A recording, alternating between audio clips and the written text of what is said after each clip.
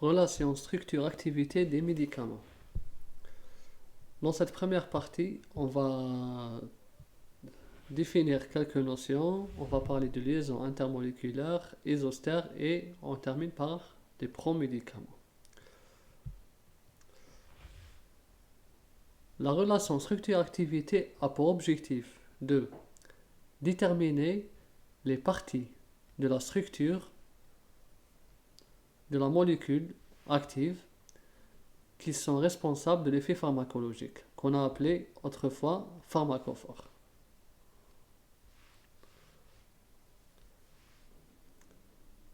Le deuxième objectif de la relation structure-activité, de l'étude de relation structure-activité, est d'optimiser la molécule candidate pour être mieux sélective. Et qui dit molécule sélective dit un médicament efficace avec une faible toxicité. Très faible toxicité. Peu d'effets indésirables. Et c'est l'objectif de développer un médicament.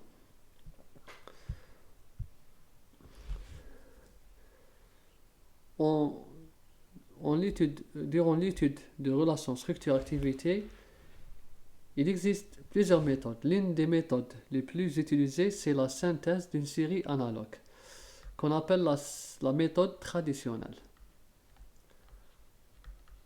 C'est une méthode traditionnelle car elle est très efficace. L'idée de base de cette méthode est que les substances de structure similaire à une molécule biologiquement active possèdent eux aussi une activité biologique. De ce fait, si on synthétise des analogues à partir de la molécule biologique, la molécule mère, la molécule biologiquement active, il est possible de déterminer les groupements essentiels à l'activité biologique. On va en quelque sorte, on démarre à partir d'une molécule mère. Ensuite, à chaque fois, on va essayer de modifier l'un de ces groupements. Par exemple, parfois on modifie ça, parfois on modifie ça, parfois on modifie ça, et on voit est-ce que la molécule, l'analogue obtenu, là c'est le LED, la molécule candidate. Là, on va obtenir un analogue.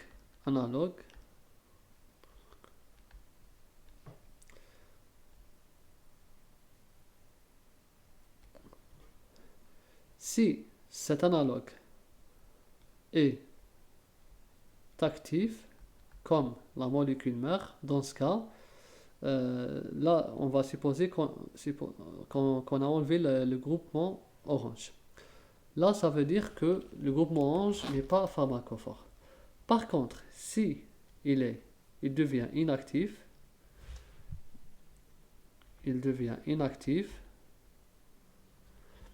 là, on peut confirmer que la partie orange est un pharmacophore. Pourquoi c'est un pharmacophore? Parce que l'effet thérapeutique est supprimé. Il est supprimé à cause de l'élimination, à cause de son élimination. C'est comme ça qu'on raisonne durant la méthode traditionnelle. On prend l'exemple de la morphine. La morphine, de structure un peu complexe, c'est une substance obtenue à partir de la plante des pavots, c'est une substance donc naturelle, elle est d'origine plante. On lui a apporté quelques modifications. Bon, on va dire plusieurs modifications dans ces deux.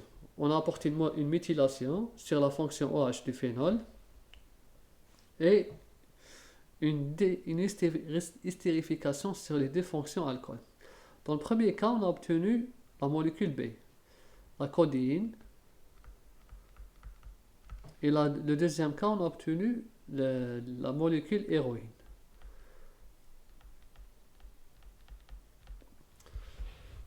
c'est un diester. La morphine, en modifiant ses fonctions, on a abouti sur deux analogues d'activité pharmacologique, d'activité, on va dire, différente de la molécule mère. Nous savons que l'effet antalgique de la morphine est d'environ 100 fois plus grand que celui de l'aspirine. La codéine, obtenue par méthylation, a une activité plus faible, son activité est plus faible que celle de la morphine. Déjà, la modification de l'une de ses fonctions, OH, a fait chuter l'activité de 1/6 fois, on va dire 1/6 fois de celui de la morphine. L'effet antalgique de l'ester diacétylique, la molécule C, est 3 fois plus important que celui de la morphine. En estérifiant les deux fonctions OH, l'activité de la morphine a été multipliée par 3. Ce qui fait que la molécule de diacétylique est environ 300, a un effet équivalent à 300 fois celui de l'aspirine. Là, de simples modifications ont fait modifier l'activité de la molécule. Qu'est-ce qu'on peut tirer à partir de ces réactions? On peut supposer que les fonctions OH sont a posteriori des pharmacophores. En modifiant ces deux fonctions OH, on a modifié l'activité, mais là, l'activité n'a pas été éliminée. Une fois elle a été minimisée, c'est-à-dire on l'a fait chuter, et une fois elle a été augmentée. Donc ici, l'activité a chuté, et là, au contraire, elle a augmenté. Donc l'activité dans les deux cas, elle y est, mais son intensité est différente. On peut supposer que les fonctions OH sont a posteriori des pharmacophores. Les fonctions OH ont une importance dans l'activité. Aussi, des liaisons intermoléculaires formées entre l'alcaloïde et sa cible biologique sont de type hydrogène donneur-accepteur. Du moment que les deux fonctions OH sont importantes à l'activité de la molécule, ici, les fonctions OH, selon le H ici, il est, on va dire, faible en électrons. Donc, il a la charge plus. Il peut former des liaisons hydrogènes avec la cible biologique. Ici et ici. Là, on a supprimé l'hydrogène de l'alcool. On l'a supprimé, on a seulement l'oxygène plutôt. Ici, l'oxygène, il est accepteur. Il est accepteur de protons, d'hydrogène. Ici, par contre, la fonction OH, elle est donneur de liaison hydrogène et accepteur de liaison hydrogène. Là, la fonction acide, elle peut aussi partager des liaisons H avec la cible. Parce que là, l'oxygène est très électronégatif et il est riche en électrons. On peut aussi assumer que le O participe par des liaisons hydrogène. Mais là, c'est différent. Le O ici est plus riche qu'ici.